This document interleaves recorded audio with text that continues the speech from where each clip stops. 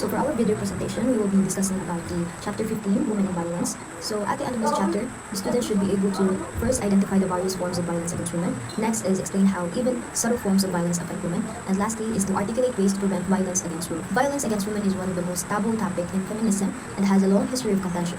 There are two reasons for this disagreement. First, some people assume that gender-specific violence does not exist. Second, those who witness and recognize violence against women view it as a normal and unavoidable gender-specific violence is just a part of how the world is and there is nothing one can do to change it. Defining violence against women, the Magna Carta of Women in the Philippines defines VOW as any act of gender-based violence that result in or is likely to result in physical, sexual, or psychological harm or suffering to women, including threats of such as acts or deprivation of liberty, whether occurring in public or private life. The sexual violence and the physical violence. Sexual violence strikes when a woman is perceived to be biologically different from men, which also serve as a basis for gender roles. There are four types of violence as defined in the Anti-Violence Against Women and Their Children Law of 2003.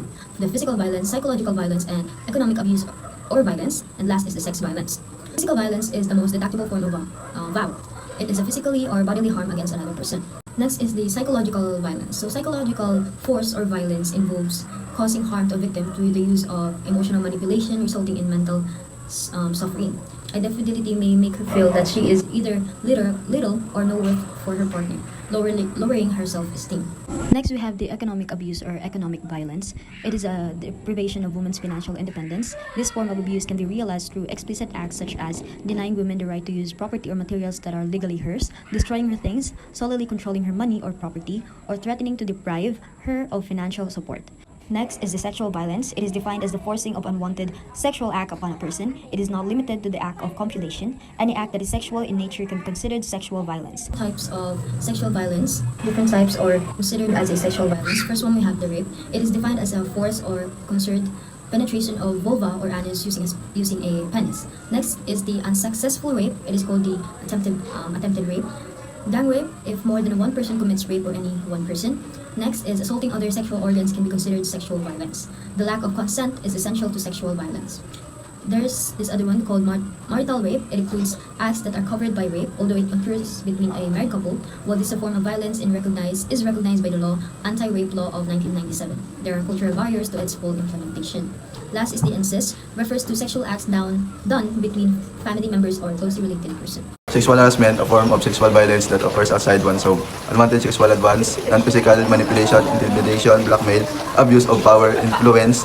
Philippines Anti-Sexual Harassment Law of 1995 defines harassment as the demand of sexual act of favor in institution wherein the person who demands the act is in normal ascendancy or influence over the person being solicited.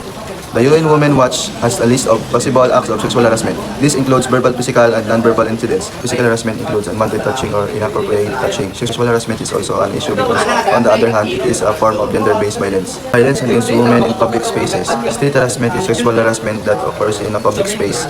Pornography. It refers to explicit presentation of sexual activities or body parts created for sexual purposes through various media forms. Prostitution is the exchange of sex for money, profit, or other benefits. Like pornography, prostitution involves the buying and selling of sexual intercourse or sex-related activities. Sexual slavery. When women are forced or deceived into the sex industry and cannot live, for example, comfort women during World War II. Sex trafficking, on the other hand, is relocating women from one place to another without them knowing where they are going, then with promises of legitimate employment. Other forms of violence. Reproductive or medical abuse. Women may be forced to get pregnant, use contraceptive, or undergo abortion.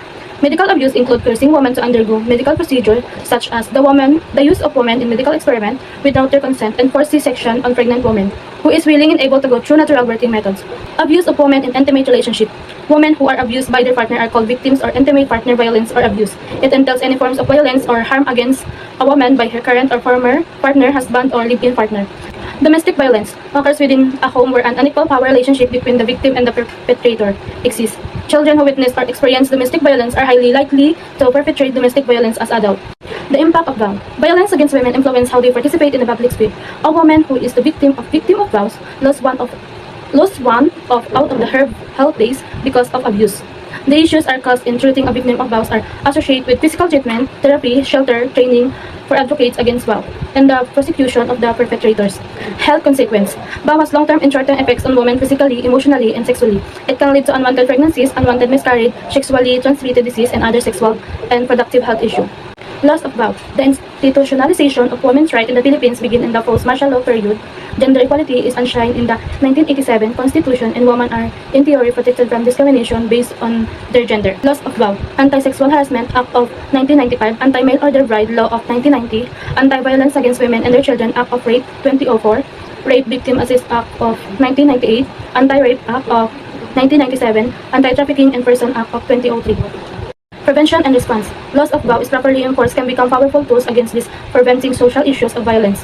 To advise the fully consequence of violence and the needs of victims, survivors, all sectors of society must condemn vow in all forms. Three things are to be considered when looking the case of vow.